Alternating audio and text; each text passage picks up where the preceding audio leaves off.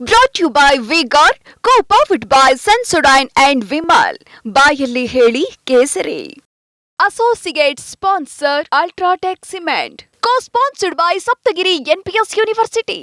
ಮಾಜಿ ಮುಖ್ಯಮಂತ್ರಿ BS ಯಡಿಯೂರಪ್ಪನವರಿಗೆ big relief ಸಿಕ್ಕಿದೆ. ಯಾಕೆಂದರೆ ಪೋಕ್ಸೋ ಕೇಸ್ನಲ್ಲಿ ಬಂಧನದ ಭೀತಿಯನ್ನು ಯಡಿಯೂರಪ್ಪನವರು ಎದುರಿಸ್ತಾ ಇದ್ರು. ಆದರೆ ಅಂತಿಮವಾಗಿ ಇವತ್ತು ವಿಚಾರಣೆಗೆ ಹಾಜರಾದಂಥ ಯಡಿಯೂರಪ್ಪನವರ ವಕೀಲರು ವಾದ ಪ್ರತಿವಾದವನ್ನು ಮಂಡಿಸಿದರು. ಪ್ರಮುಖವಾಗಿ ಈ ಒಂದು ಪ್ರಕರಣಕ್ಕೆ ಸಂಬಂಧಪಟ್ಟಂತೆ ನ್ಯಾಯಾಲಯ ಕೂಡ ಪೊಲೀಸರಿಗೆ ಸೂಚನೆ ಕೊಟ್ಟಿದೆ, ಯಾವುದೇ ಕಾರಣಕ್ಕೂ ಬಂಧನ ಮಾಡಬಾರ್ದು.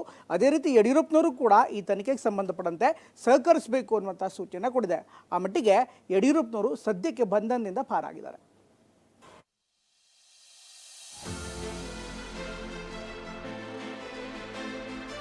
ದೇವೇಗೌಡರು ಕುಟುಂಬ ಮುಗಿಸಾಯಿತು, ಈಗ ಯಡಿಯೂರಪ್ಪ ಕುಟುಂಬನ ಮುಗಿಸೋಣ ಅಂತಕ್ಕಂಥದ್ದು ನಿಮ್ಮ ಈ ಕುತಂತ್ರ.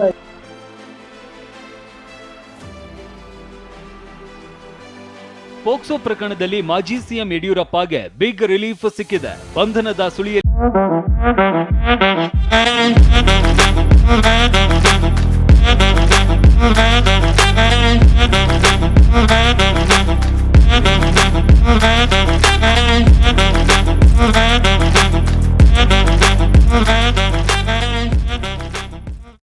ಸಿಲುಕಿದ್ದ ಮಾಜಿ ಸಿಎಂ ಬಂಧನದಿಂದ ಪಾರಾಗಿದ್ದಾರೆ.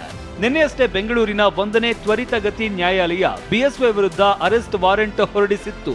ಪೊಲೀಸರು ಬಂಧನಕ್ಕೆ ಸಿದ್ಧತೆ ನಡೆಸಿಕೊಂಡಿದ್ರು. ಆದ್ರೆ ಇವತ್ತು ಹೈಕೋರ್ಟ್ನಲ್ಲಿ ಪ್ರಕರಣ ರದ್ದು ಕೋರಿ ಯಡಿಯೂರಪ್ಪ ಸಲ್ಲಿಸಿದ ಅರ್ಜಿಯನ್ನ ವಿಚಾರಣೆ ಮಾಡಲಾಯಿತು. ವಾದ ಪ್ರತಿವಾದದ ಬಳಿಕ ಯಡಿಯೂರಪ್ಪರನ್ನ ಬಂಧಿಸಿ ತನಿಖೆಗೆ ಒಳಪಡಿಸುವ ಅಗತ್ಯ ಇಲ್ಲ ಅಂತ ಹೈಕೋರ್ಟ್ ಆದೇಶ ನೀಡಿದೆ.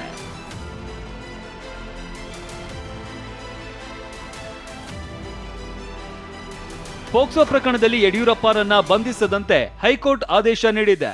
ಈಗಾಗಲೇ ತನಿಖೆಗೆ ಹಾಜರಾಗುವಂತೆ ಯಡಿಯೂರಪ್ಪಗೆ ಹೈಕೋರ್ಟ್ ಸೂಚನೆ ನೀಡಿದೆ. ಬಿಎಸ್ವೈಗೆ ವಯಸ್ಸಾಗಿದ್ದು ಸಹಜವಾಗಿಯೇ ಅನಾರೋಗ್ಯ ಸಮಸ್ಯೆಗಳಿರುತ್ತವೆ.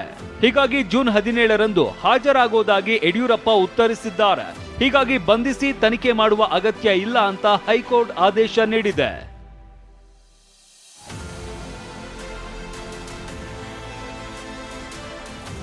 ಹಾಗಾದ್ರೆ ಹೈಕೋರ್ಟ್ನಲ್ಲಿ ಪ್ರಕರಣ ರದ್ದು ಕೋರಿದ ಅರ್ಜಿ ವಿಚಾರಣೆಯಲ್ಲಿ ಏನೇನು ವಾದ ಪ್ರತಿವಾದ ನಡೀತು ಅನ್ನೋದನ್ನ ನೋಡೋದಾದ್ರೆ, ಬಿಎಸ್ವೈ ಪರ ವಕೀಲ ಸಿವಿ ನಾಗೇಶ್ ವಾದ ಮಂಡಿಸಿ ಮಾರ್ಚ್ 14ರ ಎಫ್ಐಆರ್ ನಂತರ ಏಪ್ರಿಲ್ 12ರಂದು ನೋಟಿಸ್ ನೀಡಿದ್ದಾರೆ.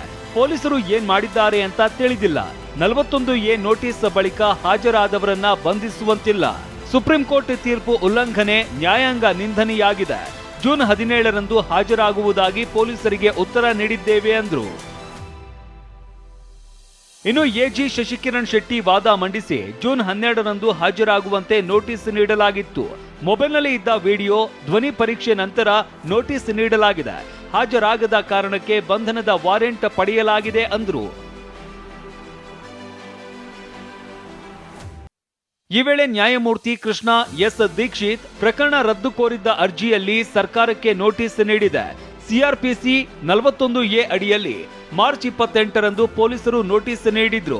ಅದರಂತೆ ಏಪ್ರಿಲ್ 12ರಂದು ಬಿಎಸ್ವೈ ವಿಚಾರಣೆಗೆ ಹಾಜರಾಗಿದ್ದಾರೆ. ಎರಡನೇ ನೋಟಿಸ್ಗೆ ಬಿಎಸ್ ಯಡಿಯೂರಪ್ಪ ಹಾಜರಾಗಿಲ್ಲ. ಹೀಗಾಗಿ ಜೂನ್ 17ರಂದು ಹಾಜರಾಗುವುದಾಗಿ ಬಿಎಸ್ವೈ ಉತ್ತರಿಸಿದ್ದಾರೆ. ಹೀಗಾಗಿ ಬಂಧಿಸಿ ತನಿಖೆಗೆ ಒಳಪಡಿಸುವ ಅಗತ್ಯ ಇಲ್ಲ ಅಂತ ಹೈಕೋರ್ಟ್ ಆದೇಶ ನೀಡಿದೆ.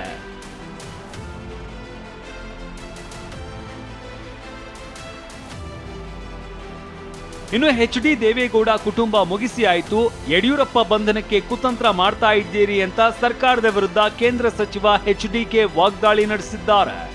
ಈ ರಾಜ್ಯದಲ್ಲಿ 4 ಬಾರಿ ಮುಖ್ಯಮಂತ್ರಿಗಳಾಗಿ 82 ವರ್ಷದ ಯಡಿಯೂರಪ್ಪನವ್ರ ಬಗ್ಗೆ ಯಾವ ಕುತಂತ್ರ ನಡೆಸ್ಕೊಂಡು ನೀವು ಅರೆಸ್ಟ್ ಮಾಡಬೇಕು ಅಂತೇಳಿ ಅವ್ರ ಮೇಲೆ ಕೈ ಹಾಕಿದ್ದೀರಿ.